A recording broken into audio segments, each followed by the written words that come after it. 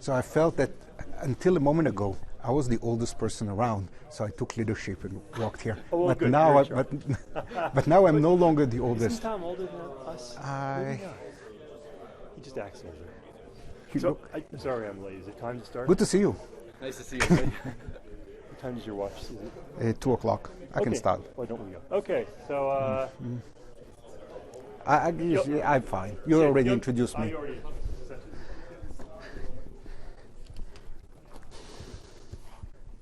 So, before I start the second talk, I would like to encourage you again to interrupt me during the talks, and to also I want to encourage you to come to me after the talks with questions. And one person came to me with a question, which was an excellent question, and I told him that I'm not going to answer him because I want everybody to hear the answer, so I'll do that now.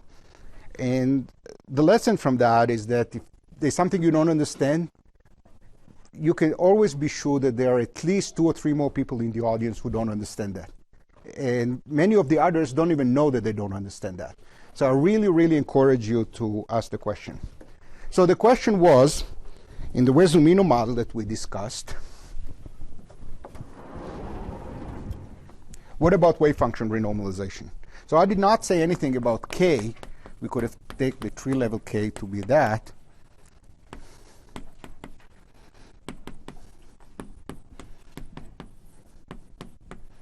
So this was the tree level problem. And then we said, well, this becomes the same as the effective superpotential, but there's also an effective Cayley potential. And we didn't discuss it, and we didn't discuss it because it's complicated. I did emphasize that only a tiny fraction of the observables are not renormalized or can be controlled explicitly.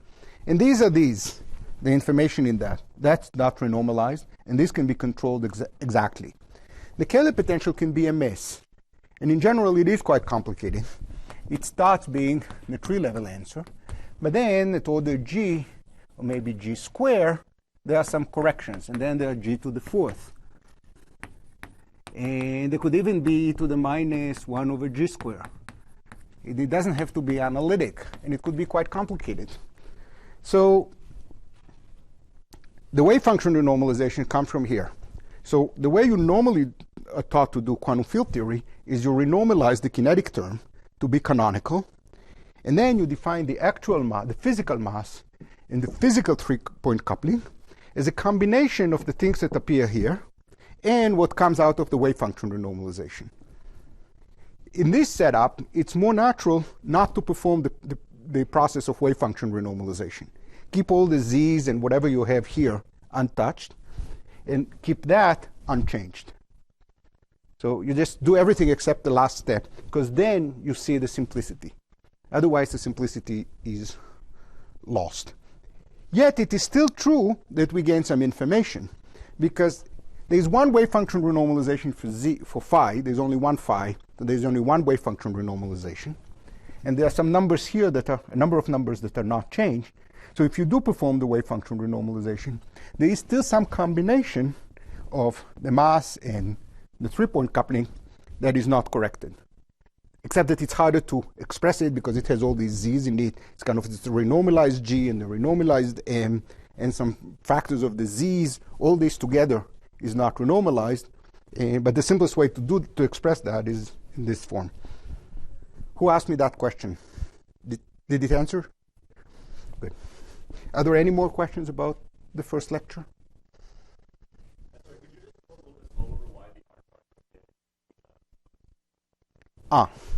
So who knows what an instanton is? Good.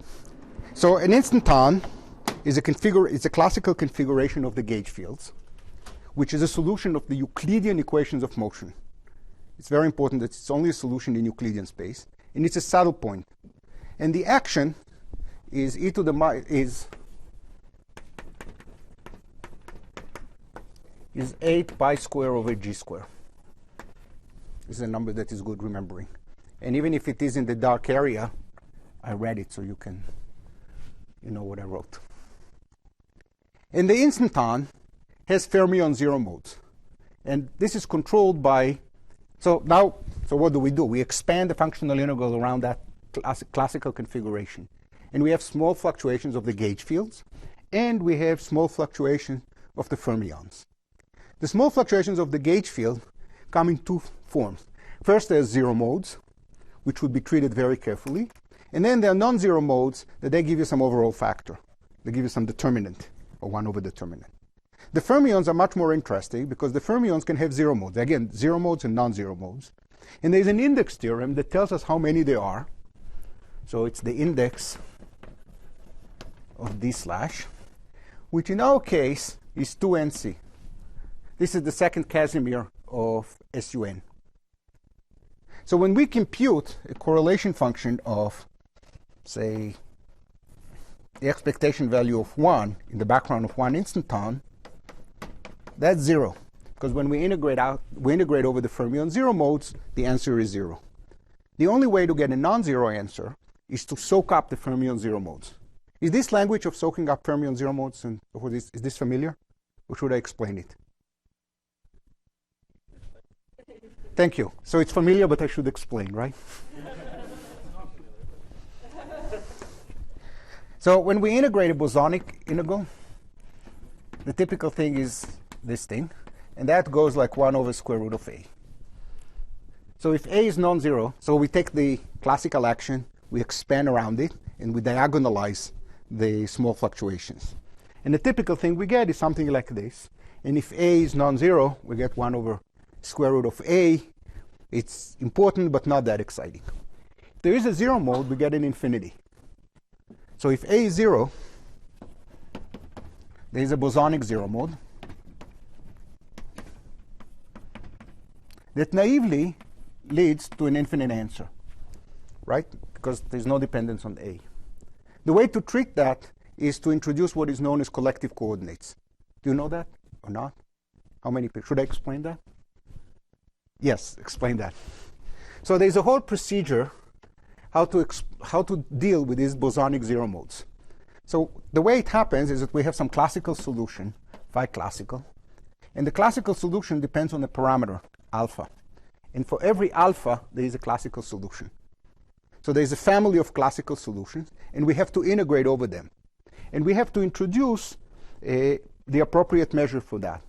Example, imagine we have an instanton localized here, some configuration localized here. There's another classical solution. Everything is the same, but shifted a little bit. That's also obviously a classical solution, and we have to integrate over it. So the infinity that I see here come from integrating of where the instanton is. Another thing that can happen is that the instanton might be rotated. So we have to introduce, so that looks like an infinity, but that's actually a compact direction because we keep rotating it. Eventually we get a compact answer.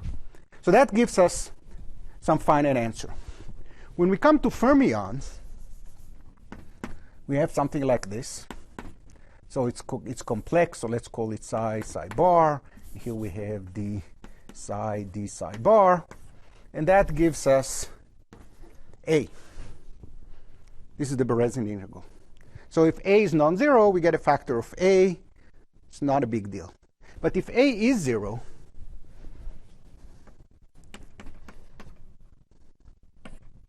the index is non-zero. So the small fluctuations are d slash is non-zero. There are fermion zero modes.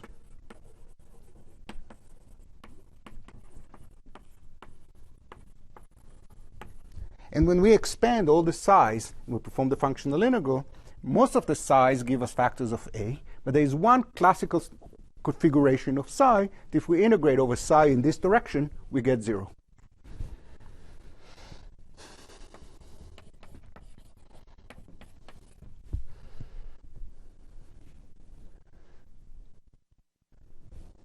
And therefore, the only answer which is not 0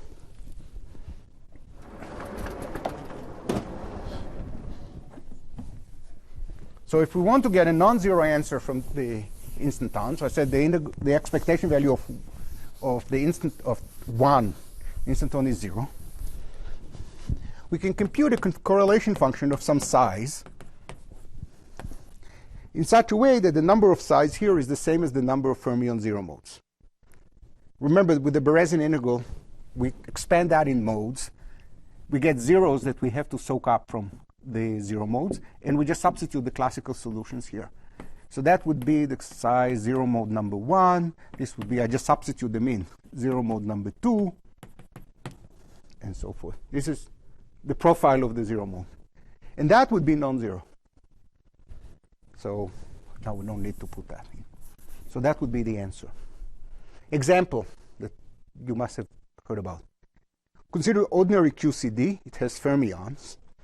And there is an anomalous U1 symmetry that takes every psi to e to the I alpha psi, and every psi tilde to the I alpha psi tilde. That's an axial U1 symmetry of the classical problem. Quantum mechanically, it's anomalous. It's anomalous, and the statement is that the derivative of the net occurrent of this symmetry is the number of flavors, because each flavor gives us something, and there's a number here, which is not that exciting, trace f wedge f. That's the anomaly. This can be derived at one loop. There's no non-perturbative physics here. This is one loop physics.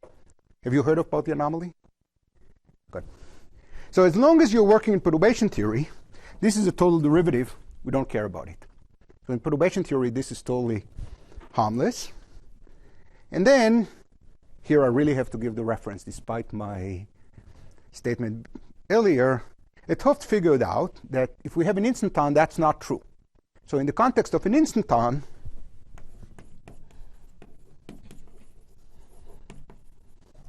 the integral of trace f wedge f over the classical solution with the appropriate pi's is 1, is non-zero.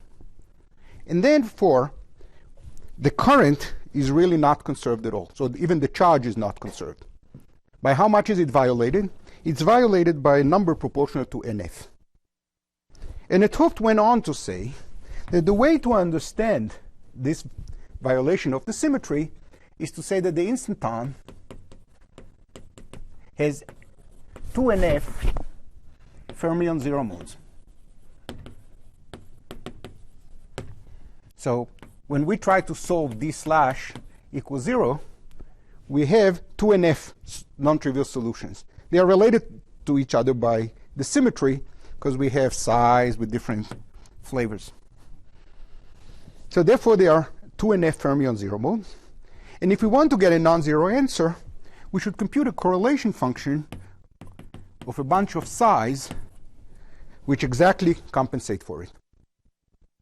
Pragmatically, we can think of the instanton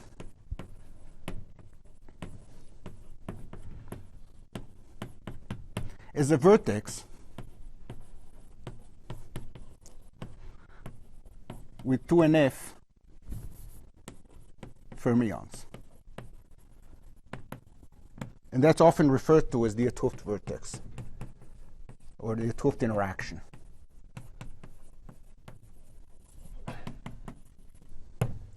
So we can understand it several different ways. First is an anomaly. That is visible already at one loop.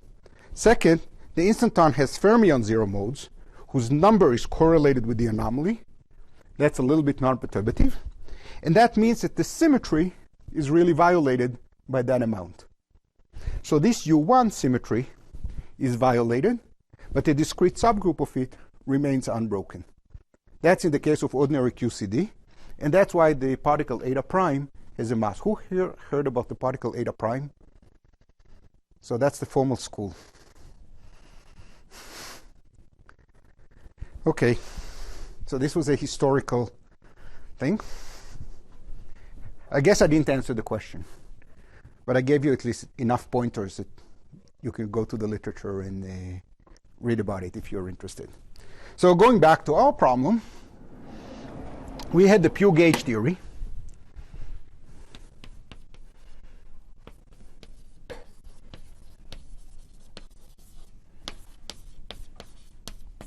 The instanton has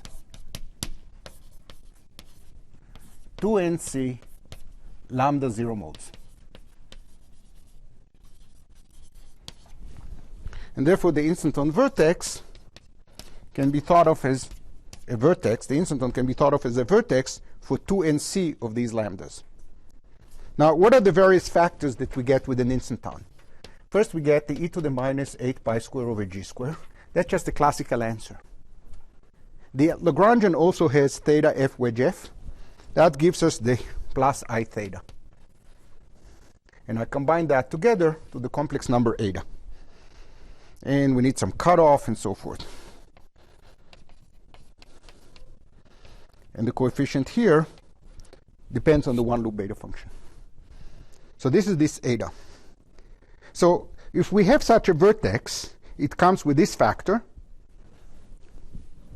and it has 2 NC fermions, and therefore it carries charge. So we can think of the instanton as being a term that we add to the Lagrangian, a term that has in it 2 NC gauginos. And therefore, it violates the axial U1 by 2 NC units.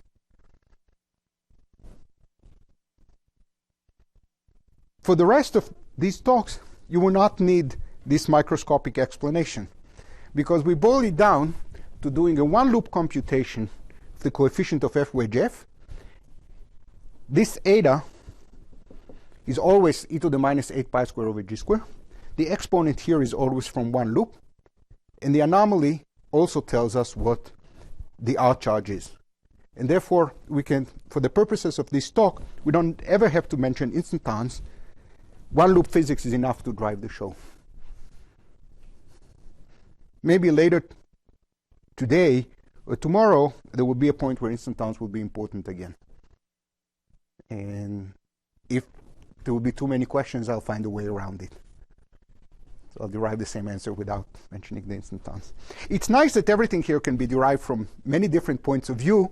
You always land on your feet, which gives you confidence that you're doing the right thing. Conversely, I think the fact that you're surprised that you always land on your feet tells you that you don't really understand why it works. So for example, the fact that the instanton action, which comes from this action of f wedge f, is with a theta here, combined together, this whole thing into a renormalization group invariant quantity, is not obvious at all, and I do not know how to prove it a priori. Just, it's a fact of life that it works, and if this had not worked, all the things I'll tell you today will not work also. So this is one of these surprises. I'll highlight that more later. So what did we learn? We learned that lambda lambda behaves like eta to the 1 over nc, and therefore the system has nc vacua. That's what we finished earlier today. So if before I was half an hour behind schedule, now I'm 50 minutes behind schedule, but that's great because at least I got to answer some questions. So please ask me more to increase my delay relative to the schedule. Okay, so what did we learn? Again, I'll review about the pure gauge theory. The pure gauge theory, the lore was it confines, creates a gap. There's a gap in the spectrum, no massless particles, and it has a classical U1R symmetry explicitly broken to Z2 and C, and then further spontaneously broken to Z2. And let me make one more comment about that, is that this Z2 cannot be broken, because this Z2 that is unbroken at the end acts on every fermion by flipping its sign. As such, it's a part of the Lorentz group. So that Z2 that remains can also be thought of as being part of the Lorentz group. It would better not be broken. So now I'll make the system a little bit more complicated by adding quarks, matter field, and the fundamental representation. Actually, no, before I do that, I want to say a few more things here. We would like to describe what we've been doing here with an effective Lagrangian. In this case, this is not going to be a Wilsonian effective Lagrangian, because at low energies, there is nothing else that remains. We have only the ground state, or maybe a few ground states, but no more particles. But we still have this 1 pi effective action, and the hero of the story is this field S, which is like W alpha square. So we can try and write an effective Lagrangian. This would be a 1 pi effective Lagrangian for the field S. So go back to your quantum field theory 101. For every operator, you can add a source, compute the functional integral as a function of the source, and then perform the Legendre transform to find the effective action. So we are going to do exactly the same thing in our system, and I'll write the answer, and then I'll prove that it's right. So S is the same as the action, or Lagrangian.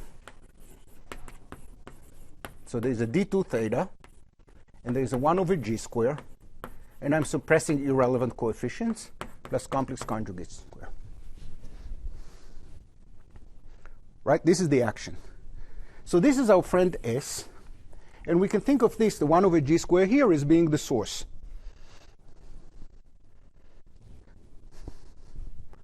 So the source, which is like 1 over g square, is like log eta. So there are various coefficients that we'll soon get right. And therefore, I can write the effective action. And I'll first write the answer, and then I'll prove that it's right.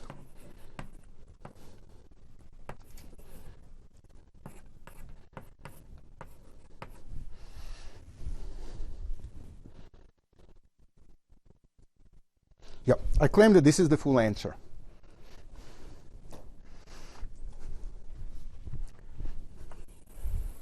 So I couple the system to a source, and I'm doing the functional integral, and this is the effective superpotential. Let's check some obvious things. Eta has dimension, is dimension 3 and c. The superpotential should have dimension 3, and I raise that to the fractional power to get the right answer, to get the right dimension. Furthermore, I can compute the expectation value of S by saying that this is the derivative of the superpotential with respect to the source, which is log eta. Right? That's what you learned in quantum field theory 101. The expectation value of the operator, you take the derivative with respect to the source. You also did that in your thermodynamics or in statistical mechanics classes. It's the same arithmetic. And the 1 over nc from here cancels the nc from here, and we are left with eta to the 1 over nc, which was the right answer. You could, of course, say it differently. We've already postulated in the lore that the answer is going to be this. The only ambiguity is getting the coefficient straight, and I promise you that we'll get the coefficient straight later today. Therefore, we can derive this thing by simply integrating this equation.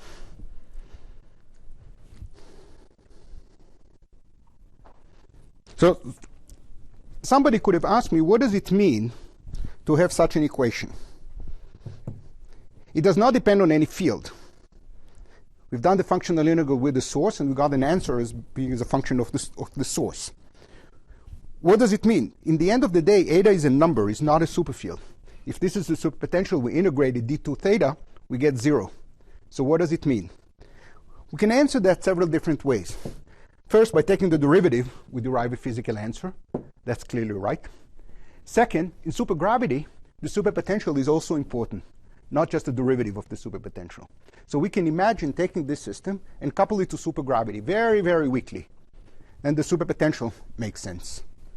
The third argument, the third statement about this thing is that, I'm not going to derive it, but I'm going just to state it, the system has NC vacua, differing by the phase here. So S expectation value is eta to the 1 over nc e to the 2 pi I k over nc. And if the system has NC vacua, we have domain walls between these vacua. So can imagine that in part of space, we are in vacuum number 1, and in the rest of space, we are in vacuum number 5. And therefore, there can be a domain wall between them. And I'm not going to prove it here, but the formula for the tension of domain wall, a domain wall that relates K1 and K2, is W at the point K1 minus W at the point K2. This is effective. Absolute value. More technically, this is a BPS object. There is a domain wall that relates the two vacua. And we can take this formula and simply substitute it in here. And that means that this tension equals NC eta to the 1 over NC e to the 2 pi I k1 over NC minus e to the 2 pi I k2 over NC absolute value.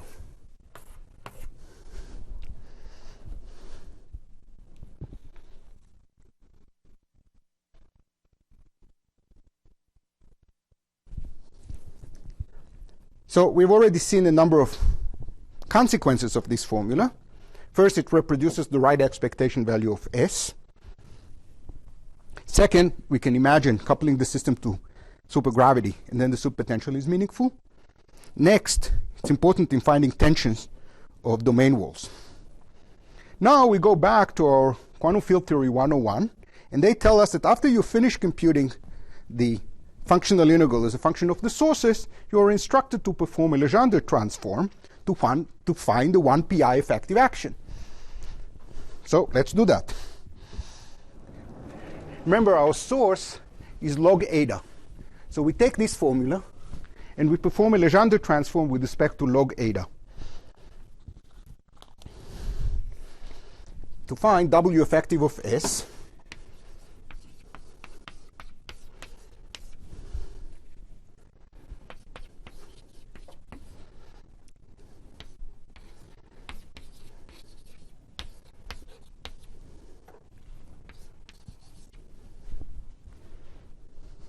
This is a straightforward computation. One way to check it is to take this formula and differentiate with respect to S to derive this formula. Let me do that. So W effective of S, ds of this, is NC from here minus log S to the NC over eta minus NC. That's it. So it cancels this one. We have to set it to 0. These are the rules. So the first thing we find the expectation value of S from here. Second, we take this value and plug it back in here, and we'll find this formula. This is how Legendre transforms work. This is how it works in thermodynamics when you introduce the fixed magnetization or fixed magnetic field, fixed pressure, fixed volume, etc., etc. It's the same arithmetic, and was discussed by Legendre at whatever century, long time ago. So this is really classical stuff, and now we see how it works. This superpotential for S is known as the Veneziano-Yankelevich superpotential. And what's the interpretation of this thing? S is this composite operator, and this is the quote-unquote 1 pi effective action for the field S. S is not an elementary field in the problem. It's a composite operator. So when I said 1 pi, I put it in quotation because there are no particles in this story. There was complicated dynamics. We've done the functional integral completely in the presence of a source. And this device allows us to go back and compute all these other observables. What is this not true? You will often find that a description of this superpotential is being, you find a description of this superpotential as being the effective action for the global field. That's not true. There is no one preferred massive global field. The spectrum has lots of massive globules. Some of them are stable, others are not stable. And this thing has nothing to do with any of them. The operator S acting on the vacuum, S is a well-defined operator. When it acts on the vacuum, it gives us some state, which is a linear combination. It's a mess. It's a linear combination of many states with many different number of globules. Gives some state in the spectrum. So what this is close to the 1 pi action. But the main point about this thing is that it allows us to find the expectation value of S and the tension of domain walls, etc. It is not a description of the dynamics of the system. Dynamics of the system, describing particles and so forth, is nice and helpful only with the Wilsonian action. In this case, this is not a Wilsonian action. This is enormously confusing in the literature. And so I hope you got something out of what I said. Any more questions?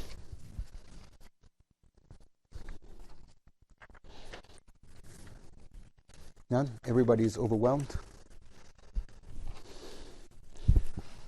So this is what I wanted to say about the pure gauge theory. And you can see that what we can really compute is one function, either this or this or this, and they're all related to each other in a straightforward way, and there isn't a lot of dynamics here. So in order to make some dynamics, we are going to enrich the system by add quarks. So it will be the same system we discussed before at the classical level, but we'll study it in a different limit. We are going to take the system with quarks, so call that SUSY QCD with quarks. This Q and Q tilde. And I'm going to add a tree-level superpotential. Let me get the normalization straight. It will be trace over the flavor indices M, Q tilde, Q transpose, which I can also write as trace little m, what are called big M.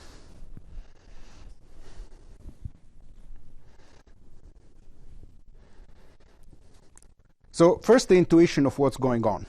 I'm going to give masses to all the quarks, and I make their masses very big. So let eigenvalues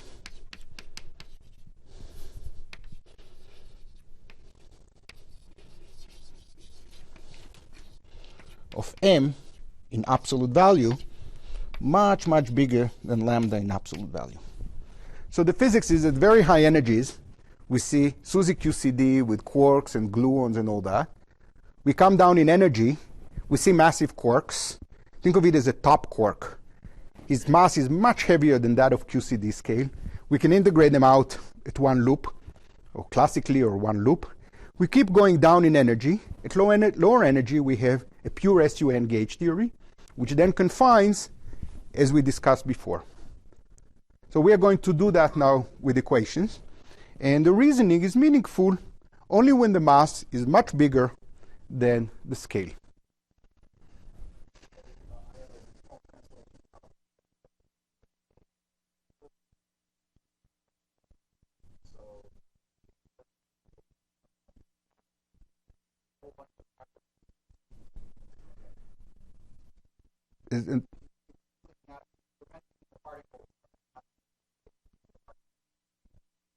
I use the word quark for the whole multiplet. And yeah, maybe I should say quarks and squarks. And if I work off shell, I would also add some auxiliary field. So there are all these multiplets. They're very heavy. So they hardly affect the dynamics. They will have only a minor effect on the dynamics, which we'll now compute. And we'll derive something from that. So again, we'll use the same tool we had before. We'll make this table of quantum numbers. Everything transforms. The mass transforms. All the parameters transform. And then we'll just have to balance the charges. So the cast of characters involve Q and Q tilde, and then M, which is Q, Q tilde. And we have a parameter M. And we have an eta. And eta is the lambda, like the lambda QCD, or the scale that we had before, with a one-loop beta function. Before we had 3nc, and now we have minus nf here. So this is the one-loop beta function, 3nc minus nf. For ordinary QCD, it's 33 over 2 or something. That's the ratio between the number of colors and flavors. And that's the answer here. So what are the symmetries? We have a baryon number symmetry, which assigns 1 to this and minus 1 to that. And therefore, the meson has 0, and therefore the mass has 0. Recall, I compute the charges of this by adding Q and Q tilde. I compute the charge of M by making sure that the superpotential is invariant. This is 0. And here again, I have to look at the index theorem or look at the zero modes and find that. There is also an axial symmetry.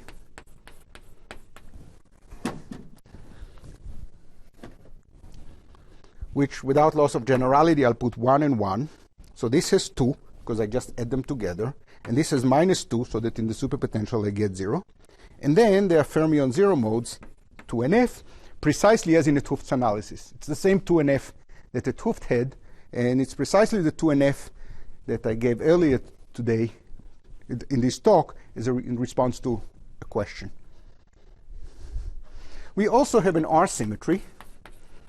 And I mentioned that there's an ambiguity in what we call the R symmetry because we can always shift by any non-R symmetry. So one choice is to put 0 and 0 here. Therefore, the meson has 0 because it's the sum of them. And little m has 2. And here we have to count. So it's 2nc minus 2nf. And we can also find another linear combination, which I'll call u1 r prime, which would be r plus nf minus nc over nf times a. So a is the axial charge. I picked the coefficient here has to be 1 in order to have the correct commutation relations with the supercharge. And here I have an arbitrary number, which I tuned such that I get exactly 0 here. Because now I'm just going to add the charges.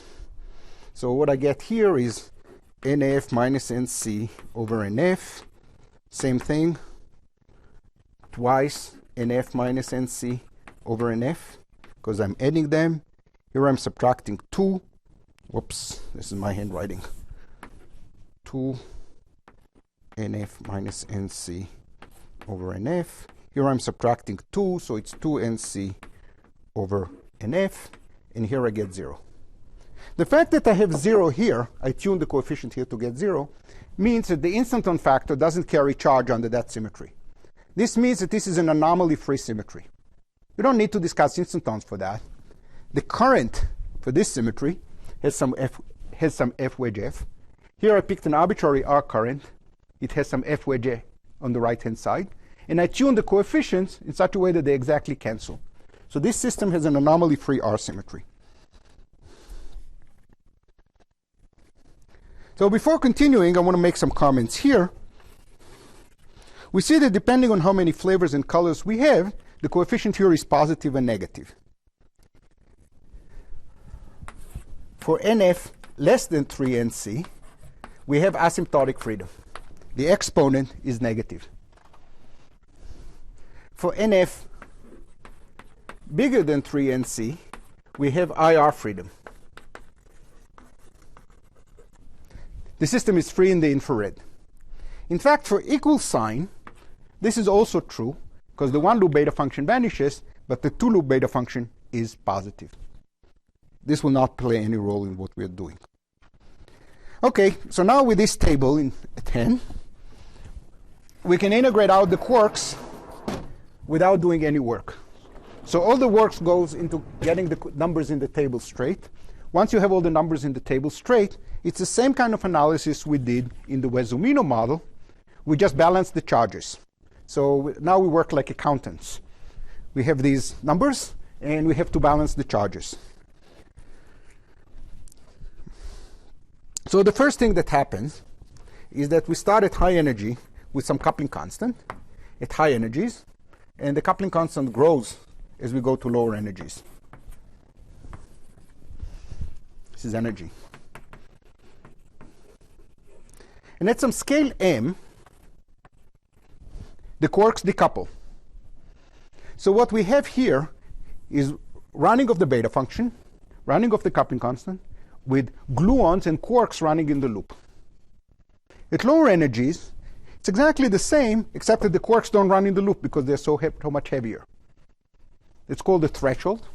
So here, the coupling constant runs, but it runs with a different beta function.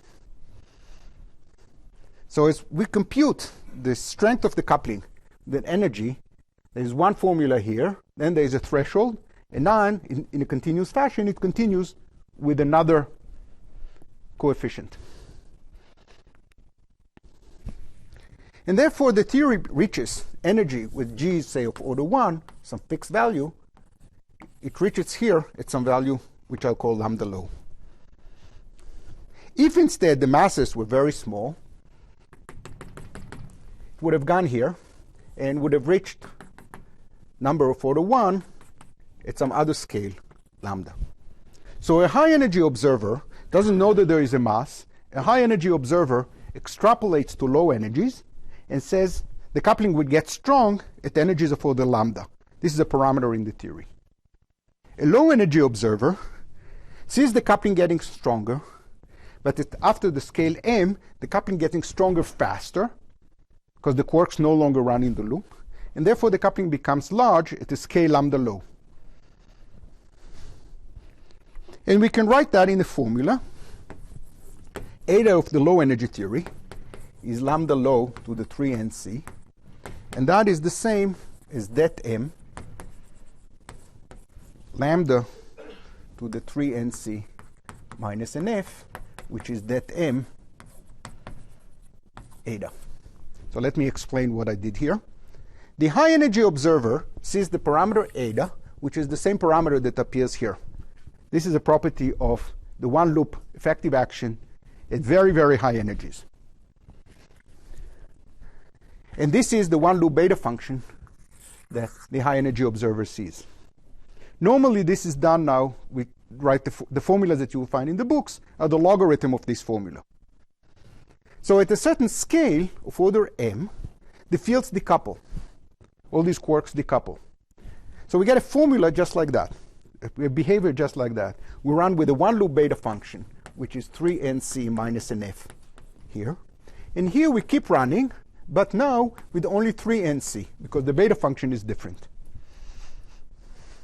Such matching of beta function is very common in other contexts. For example, the coupling constant of QCD runs with one exponent, or with one loop coefficient, say from 1 GeV to 5 GeV, then the bottom quarks kicks in, the coefficient is different, then the top quark kicks in, another coefficient is different. If you have supersymmetry, then a whole bunch of gauginos and squarks kick in, and the coupling still runs differently until it reaches some ground unification or something. The arithmetic is exactly the same.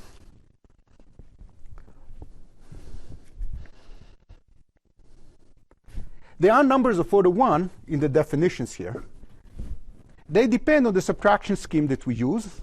And again, I use a convenient subtraction scheme where all the numbers of order 1 here are 1.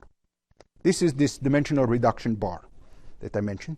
What it is in practice, in terms of diagrams and all that, is totally irrelevant for us, because we are just going to use formulas like this, knowing that the dependence on the scale here is always 1, this number of order 1. And we don't even need to do all these complicated computations, because all we need to do is balance the charges. So now we're going to do the dynamics. What's the low energy effective Lagrangian? Well, at low energies, what the low energy observer sees is an SUN gauge theory with no quarks, with eta low. This problem we already discussed before. And therefore the answer is NC, eta low to the 1 over NC. This observer doesn't even know that at high energies there were quarks and there was another eta and all that. Well, the low energy observer sees some gauge theory that becomes strongly coupled, and it has that superpotential, which is the same superpotential I discussed over there in the box. Now, using this threshold matching, we can write that as NC det m eta to the 1 over NC. So we express the same answer using the parameters of the high energy observer. Now, I've actually cheated here. I've cheated because I used only one loop running. I did not do any exact computation. I only did one loop renormalization. I used only running at one loop, only the one loop beta function. I did not pay any attention to two loops, let alone non-perturbative results. But I claim that this result is exact.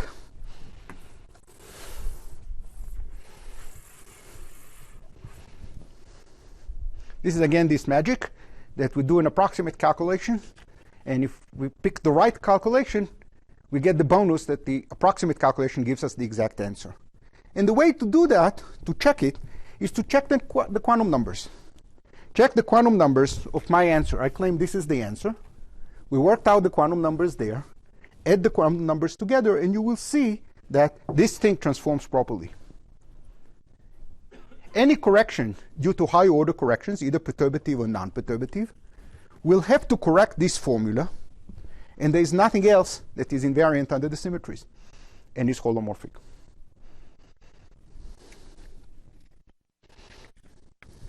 So this is, again, a common thing in this business.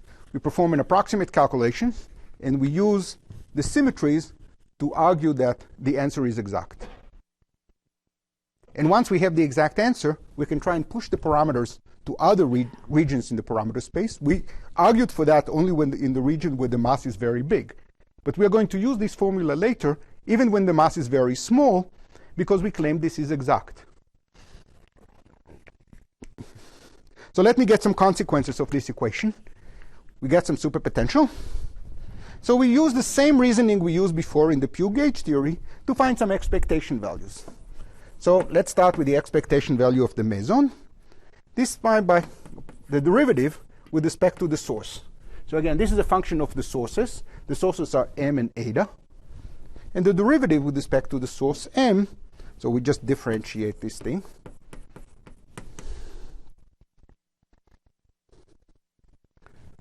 is det m eta 1 over nc 1 over m as a matrix, and S is d by d log eta of W effective, which is det m eta to the 1 over nc. So again, we found nc vacua differing by this phase here, the fractional power. But notice that we found the expectation value of these composite operators. Now we have many more characters participating in the game, both m and s.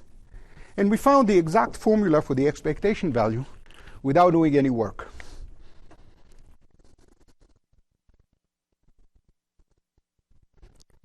And these formulas exhibit interesting behavior. For example, imagine we take m to 0. So imagine all the mass goes to 0.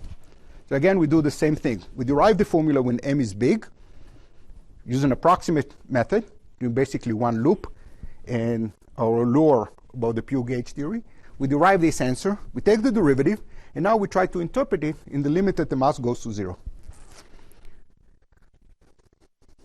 Well, if the number of flavors is less than the number of colors, everything goes to infinity. It's a singular limit. That's bizarre, and we'll have to interpret it.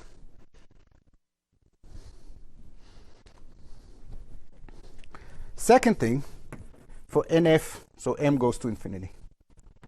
For NF bigger than NC, even without taking the limit, we have a matrix here, which is a generic matrix. The rank of M is NF. We argued earlier today that the rank of the matrix M, by definition, is NC, because it was QQ tilde. So we took a quark and an anti-quark, squark and an anti-squark. We multiplied them. We formed a composite operator. And by definition, this is a matrix of rank NC. Right? The quark is a rectangular matrix. The Q tilde is a rectangular matrix. We multiply two rectangular matrices. We get a square matrix, but whose rank is restricted. That's not true in the exact solution. How can it be that we had a formula that was manifestly with restricted rank, and the exact answer, that's not true? Another way of saying it, imagine we stick this m in the functional integral. For every single configuration in the functional integral, the rank of the matrix M is restricted for every single configuration. Yet we claim that when you integrate over all configurations, you get a generic matrix of higher rank. This is a result from the exact analysis, which we'll have to interpret. Next thing, continue with NF, going to 0 for NF bigger or equal than NC, the limit m going to 0 in this case is not unique. Depending on how we take the eigenvalues of m to 0, at what rate, we're going to get different answers. So we claim that the limit m going to 0 for nf less than nc, the limit is infinite. And we take m to 0 for nf bigger or equal than nc, the answer is not unique. How can that be?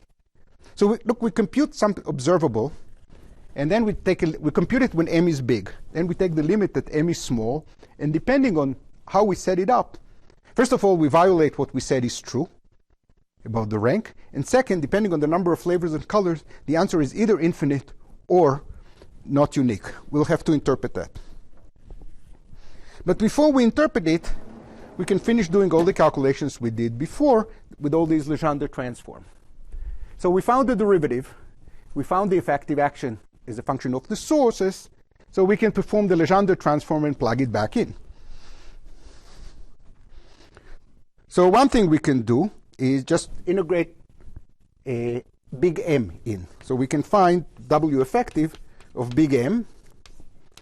And that is NC minus NF. Notice that all the coefficients are nailed down. Eta over det M to the power 1 over NC minus NF plus trace little m big M. And we can also write a formula when we replace eta by S and write it W effective of M and S. I am not doing the algebra on the blackboard because it's straightforward and you can do it yourself. And C minus NF minus log S to the NC minus NF that M over eta plus trace little m big M. So in this form we see how little m appears linearly. This is the source here. And log eta appears linearly. This is the source for S. And this is the answer. And again, we can look at domain walls and et cetera, et cetera. So whatever we said before can be used. And our goal will be to interpret all these expressions more physically.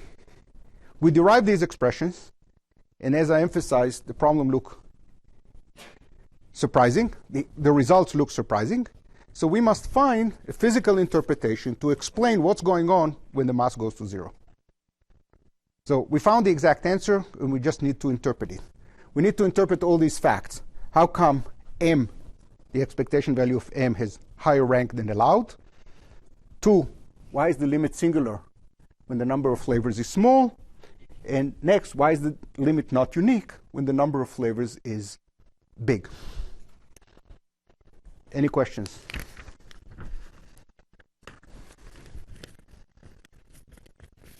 Does this mean that I'm too fast, or does it mean that I'm too slow? Who thinks I'm too fast? Who thinks I'm too slow? Wow. Well, it's consistent with the answers that Eva got.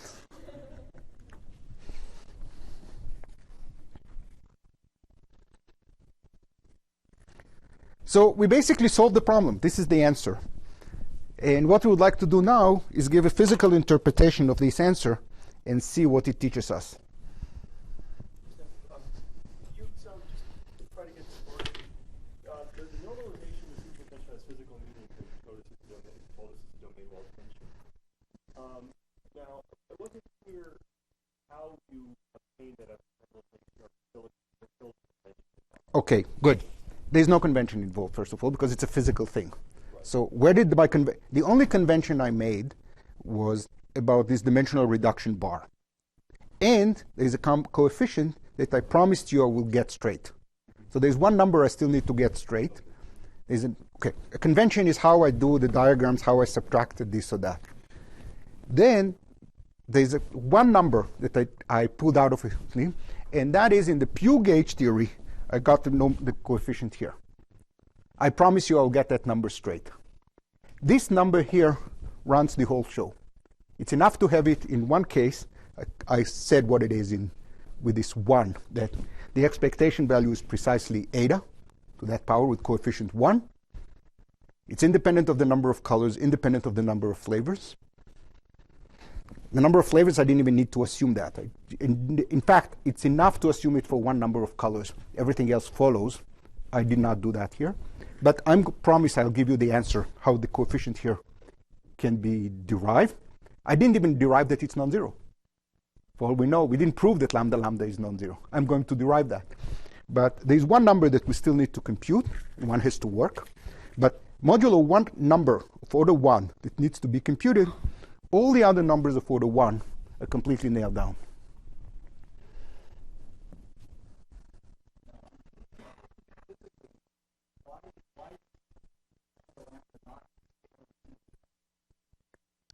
In ordinary QCD, I know why you're asking, that's why I'm answering. In ordinary QCD, there's an issue of wave function renormalization of the quark. And you get the scheme dependence through that. In the supersymmetric case, there isn't, because I normalize lambda such that there's a 1 over g square in front of the action.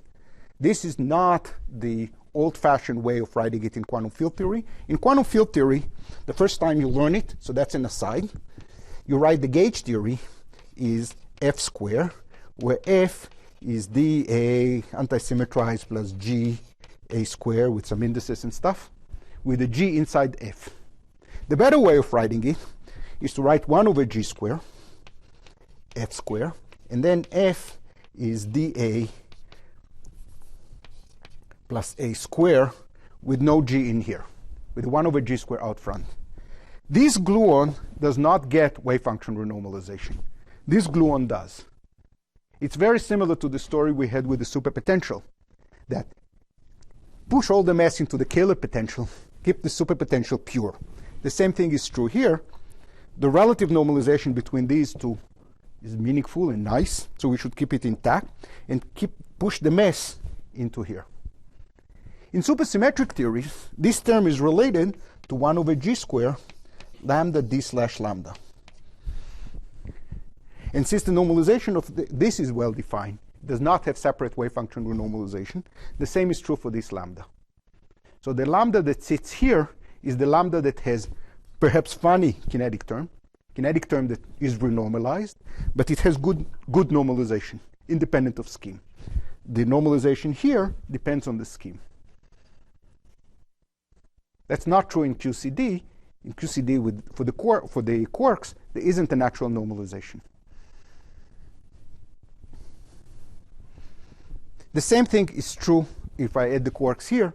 I use the normalization in which the superpotential is little m times big M. And since that is not renormalized, I'm keeping it as is.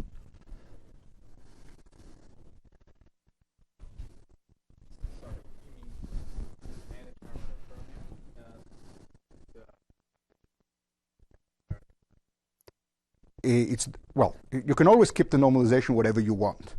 There are two preferred ones. One that is preferred, that you make it canonical. Order by order in perturbation theory, you fix it up by absorbing whatever you got into a redefinition of lambda.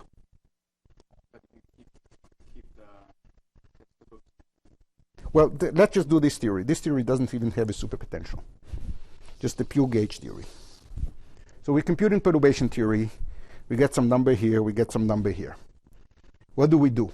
Option 1, absorb the number that we got here in the redefinition of lambda. This process is known as wave function renormalization, such that the coefficient, after we have done doing it, is exactly a half.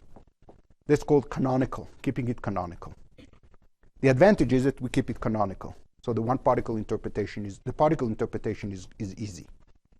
A better one is to keep it 1 over g squared and not renormalizing it.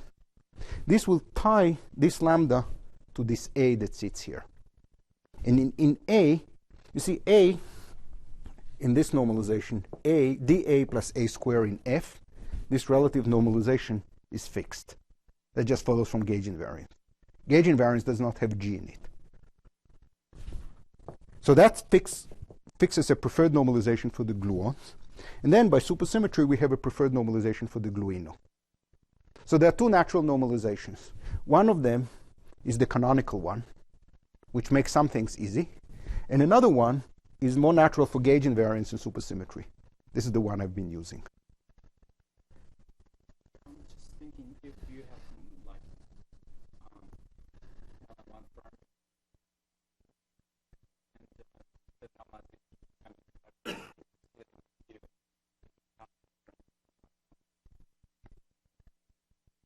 Well, if I try to rescale this gluino, there will be an anomaly. But that's another reason I prefer not to do that.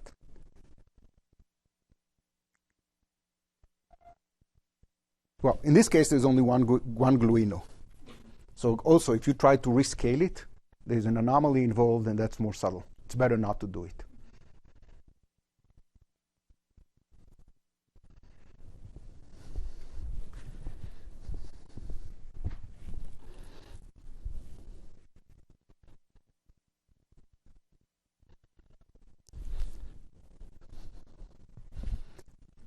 So we want to interpret all these results physically, and hopefully this will give us new insight. So what are the limits that we have already discussed? We discussed the classical system with zero mass, and we found these flat directions. And now we discussed the quantum system with very big mass, and we found the exact answers. And finally, we discussed the limit of the exact answer as the mass goes to 0, and we found puzzling answers. So what we need to do, of course, is to go back to the classical system with zero mass and re-examine the quantum corrections. So that's what we're going to do now. Go back to the classical answer we had for zero mass. So remember what we had. We had all these flat directions of the potential. We had a moduli space of vacua. And something happens on this moduli space of vacua, something that eventually leads to these bizarre answers. So and our goal is to find this mechanism. The first thing to do is go far out along the flat directions. As we go far out along the flat directions, the theory is weakly coupled. Semi-classical reasoning is not that wrong. And it should give us some intuition about what's going on. And the first thing we ask ourselves is, can the vacuum degeneracy be lifted? Can there be a superpotential on that space that will ruin the whole system? Classically, this was not the case. I also argue that quantum mechanically this cannot happen in perturbation theory, basically because of, where is my little table? I hope I didn't erase it. I think I did. I had this table of charges somewhere. Yep. So this table of charges was derived in perturbation theory. And it's easy to see that there is nothing we can write down in perturbation theory. In other words, the classical system, and to all orders in perturbation theory, all these symmetries are exact symmetries. And we had this rule that with the exact symmetries, we write the most general thing, etc., etc. What happens non-perturbatively is that we lost the symmetry. We lost the symmetry because these two symmetries, or one linear combination of these symmetries, is anomalous.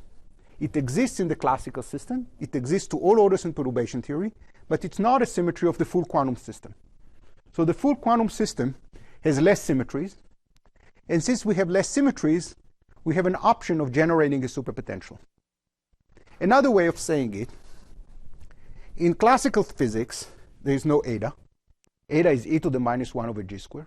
In perturbation theory, we have only log eta. Non-perturbatively, we can get a power of eta. So let's look at the various number of flavors and colors that we discussed. And we'll start with NF less than NC. So recall that the classical moduli space was the space of M's. And we try to write a superpotential for these M's. If we just try to write function of M, it's not going to be invariant under the symmetries. But now we have eta at our disposal. And eta breaks some of the symmetries. And therefore, we can write an answer. And the symmetries tell us that whatever the answer is, it must be this formula that I wrote before.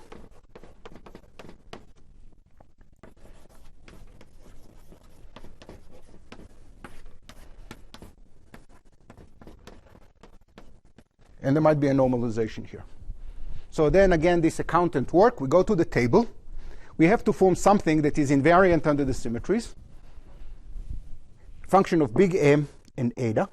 In order to be invariant under the SU and F, it must be the determinant of M. So we have to form a function of the determinant of M and eta invariant under all these symmetries. And this is the unique functional form. So we haven't established that it's non-zero, but this is the only thing we can write down. It's again the same magic. Notice that it is non-perturbative, because this eta, recall, was e to the minus 8 pi square over g square. So it's non-perturbative in G. In perturbation theory, there's nothing we can write down, and therefore the vacuum degeneracy persists. Non-perturbatively, there could be such a thing, but we haven't established that it's non-zero. Now, at this point, one approach would be, take the exact answer from there. We know this is the exact answer, and that establishes that this thing is generated with a well-defined coefficient. What was the coefficient?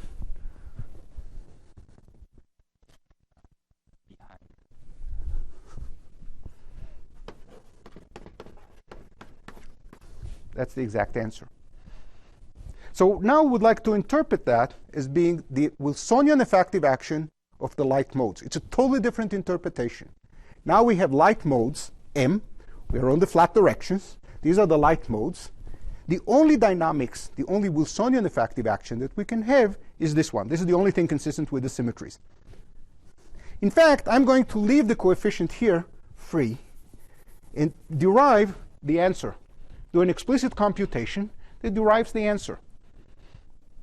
And by doing that, we'll just close the loop and derive all the numbers from the beginning.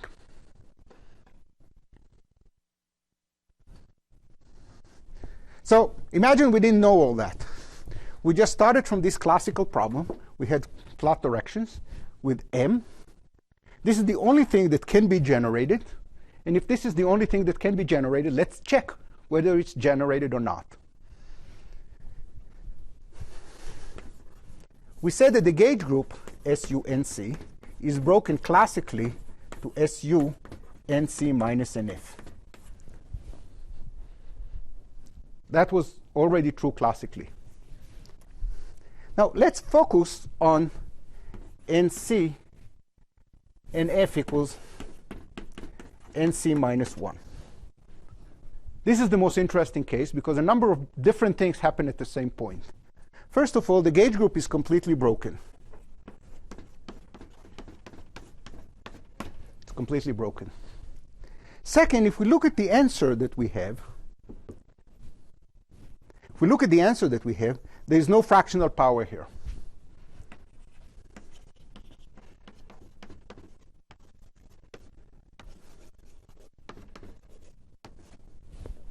That's the second thing that happens here. So we haven't done any computation, kind of going backwards, asking what can the answer be. This is the only answer that it could be. And we get something here which is precisely one instanton. So that eta has precisely the quantum numbers of one instanton, and it has the action of one instanton. That's true only for NF equals N minus NC. Furthermore, instanton methods in QCD or in any other theory are reliable only when the gauge group is completely broken. When the gauge group is not broken, as in QCD, instanton computations suffer from an infrared divergence. That's not the case here. Fortunately here, the gauge group is completely broken, and therefore instanton methods are reliable. So therefore, instanton methods, or semi-classical, are reliable. So we can actually do a computation. So I'm not going to do the computation here. I just want to know that there's a well-defined weak coupling calculation. We don't need to say anything about strong dynamics. All the strong, complicated dynamics in the infrared is gone. The theory is completely weakly coupled. And the answer is that the number is non-zero, and the coefficient is exactly 1. That's the only computation we need to do in this whole game. And the computation was done, and in dimensional reduction bar, whatever it is, the coefficient is exactly 1.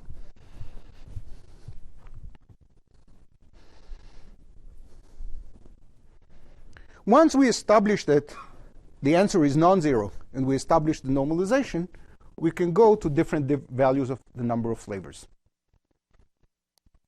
Because we have now justified, at least for this number of flavors and colors, we nailed down the coefficient. We can run the whole thing backwards and derive this answer. One way to do that is to, let's keep going down in the number of flavors. How much time do I have? Who is the boss? When did we start? 2. And I have 4 minutes. Oh, great. I can finish everything.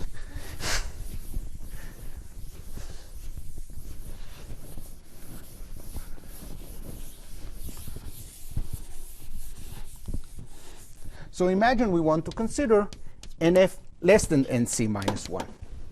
So one thing we could do, is take this answer we have just derived, add mass to one of the quarks, and decouple it. So we can start with eta over det m, and add mass, which is roughly m big M, and integrate out the massive m's. This is completely straightforward, similar to the computations we did before. And when we do that, we derive from here, in the lower answer, eta over det m to the power 1 over nc minus nf, with this normalization nc minus nf.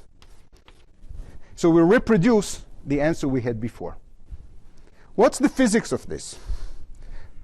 Recall that for NF less than NC minus 1, the low energy observer sees some m's and a more or less decoupled SU NF minus NC. Sorry, NC minus NF. That's what the low energy observer sees. He sees these moduli, these light fields, and some gauge group that is almost decoupled. This gauge theory becomes strongly coupled in the infrared. It has gaugino condensation, exactly as the one we discussed before, and we recognize this formula is precisely what this thing would give us. So we give it yet a different interpretation of the same formula. So in one limit, where we started, this formula came from gaugino condensation when the masses were very big in the full SUN theory. Now it comes from gaugino condensation in this low energy theory with far fewer colors, which is just the unbroken symmetry. And all of them are tied together through this argument that it's exact. So we can always turn on masses and go between them. Again, all the coefficients are now nailed down to answer Joe's question. And in particular, we can go back to the beginning, to the pure gauge theory. We have an SUN gauge theory. What's the expectation value of lambda lambda? This is a strong coupling computation. I do not know how to do it directly, but consistency of this whole story proves that A, it's non-zero, and B, we know the number. We know the coefficient without doing any true strong coupling computation. Everything is pushed to a weak coupling computation. Before I finish, I would like to make one more comment. If we take this answer now, for fewer flavors than colors, we said that there are flat directions for the potential that classically was completely flat. This superpotential that we have just generated gives a function like that. So the superpotential lifts the vacuum degeneracy, pushes the vacuum to infinity, and if the mass is small but not zero, the potential goes up at infinity.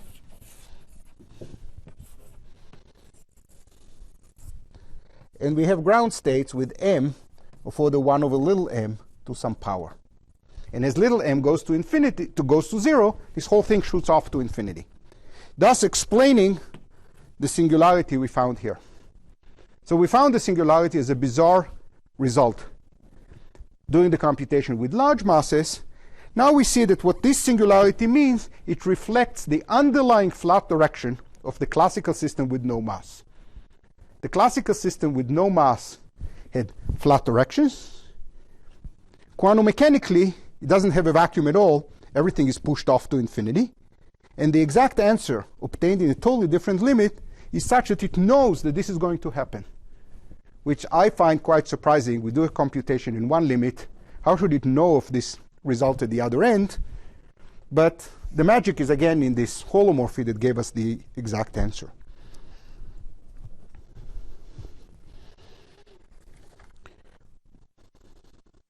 What I'll do tomorrow, is explain these other bizarre facts, which look very strange. Call that the rank of the metrics is bigger than it could have been. Classically, it looks impossible. Quantum mechanically, it's possible, and I'll explain how. And here we get something non-unique with even more surprising results, and I'll interpret that tomorrow. Thank you.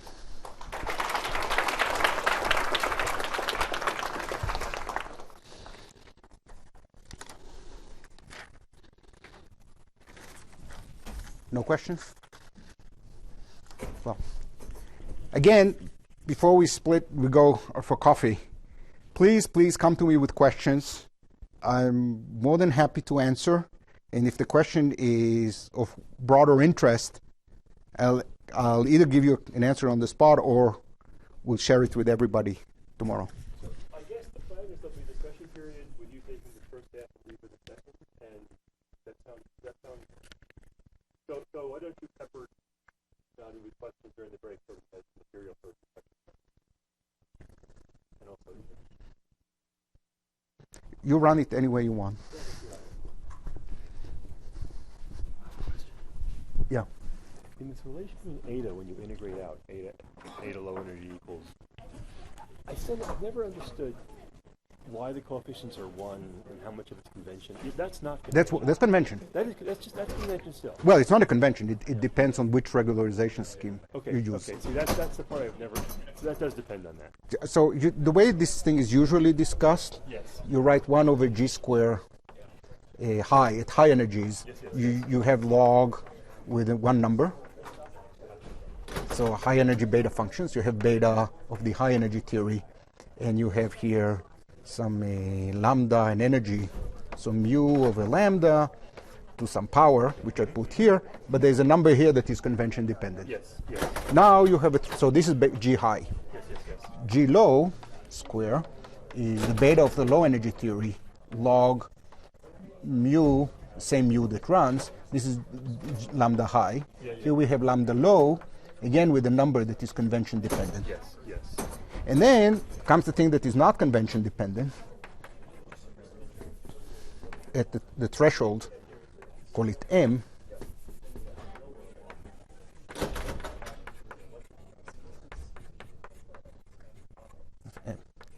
So what do we see? At very high energies, we run with this beta function with an arbitrary coefficient here. Right. Then this is the matching. This is known as matching. Right. And then at low energies, we run with the other beta function with another convention here. Matching.